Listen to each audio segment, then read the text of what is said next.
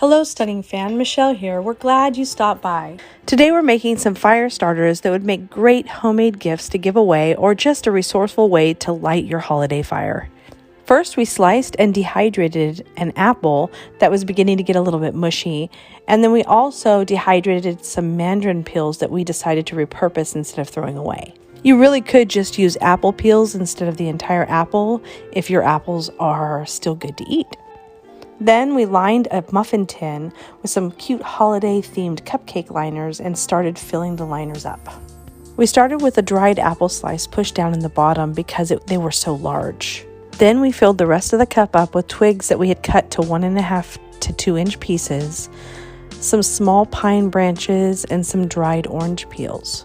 Once the cup was stuffed with all of our natural goodies, we added in 1/2 teaspoon of cinnamon to each cup to help enhance the holiday blend of scents that these homemade fire starters would put off once they are lit.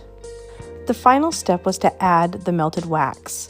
We used a tall unscented candle that we purchased at the Dollar Tree. Once the candle is melted, pour the wax over all the flammable goodies till it is at least 1 inch thick and let it harden.